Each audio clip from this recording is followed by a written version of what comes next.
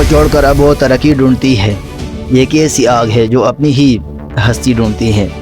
ناظرین، آج کل عورت مارچ کے نام پہ جو شور مچایا جا رہا ہے، دراصل کیا ہے؟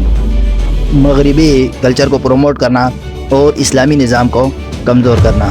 اس عورت مارچ کی آڑ میں ہمارے اسلامی نظام اور خاندانی اقدار کو جو ہے وہ نشانہ بنایا جا رہا ہے۔ کون سے اسلام کو؟ اس اسلام کو جس نے بیٹی کی شکل میں عورت کو رحمت کہا ہے اور بیوی کی شکل میں عورت کو سکون کہا ہے، جبکہ ماں کی شکل میں تو جنت ہی اس کے قدموں کے تلے رکھ دی۔ اور یہ کس کلچر کو پروموٹ کرتے ہیں؟ کس مغربی کلچر کو؟ اس کو جہاں پہ عورت کی اوقات، تعلق، قدر، قیمت صرف اور صرف اس کی زینت ہے اور اس کو صرف اور صرف نمائش کے طور پر استعمال کیا جاتا ہے، باقی اس سے آگے سے کوئی اوقات نہیں۔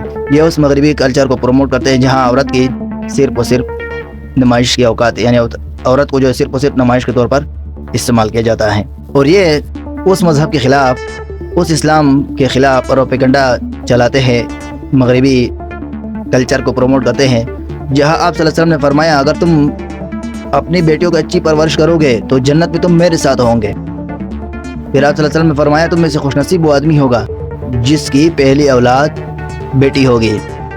اب آپ بتاؤ، صرف اور صرف یہ کس کے لیے عورت کو اتنا مقام، اتنا عزت دیا ہے؟ پھر کہتے کہ آپ صلی اللہ علیہ وسلم کے پاس ایک آدمی آیا، اس نے پوچھا کہ یا نبی اللہ، میرا حسن سلوک کا یعنی میرے اخلاق کا، میں کس کے ساتھ سب سے زیادہ اچھا اخلاق کروں، اس کا حقدار کون ہے؟ آپ صلی اللہ علیہ وسلم نے فرمایا کہ تیری ماں۔ پھر آپ صلی اللہ علیہ وسلم نے اس آدمی نے آپ صلی اللہ علیہ وسلم سے 2-3 مرتبہ پوچھا، 3 مرتبہ آپ صلی اللہ علیہ وسلم نے کہا کہ تیری ماں حسن سلوک کی حقدار ہے۔ چوتھی مرتبہ جب اس نے آپ صلی اللہ علیہ وسلم سے پوچھا، آپ صلی اللہ علیہ وسلم نے کہا کہ تیرے حسن سلوک کا جو حقدار ہے وہ تیرا باپ ہے، یعنی 3 مرتبہ ماں کا کہا گیا۔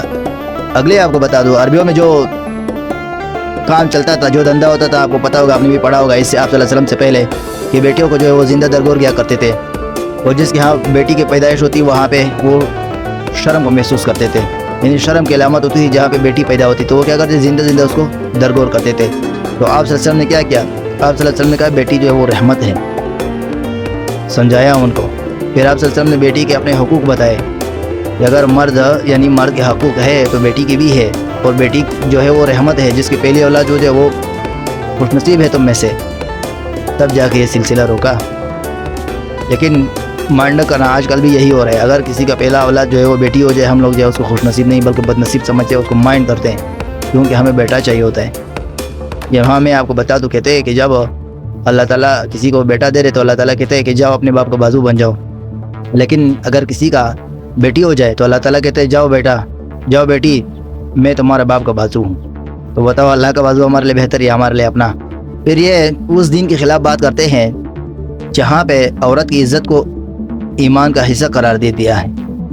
تو ٹھیک ہے، اب یہی مارچ والوں سے کہ ٹھیک ہے آپ کرتے ہو، ان سے کچھ سوالات کر لیتے ہیں کہ کیا دور دراز علاقوں میں جہاں بچیاں تعلیم سے محروم ہیں، آپ لوگوں نے ان کے لیے کیا عملی قدم کیا ہے؟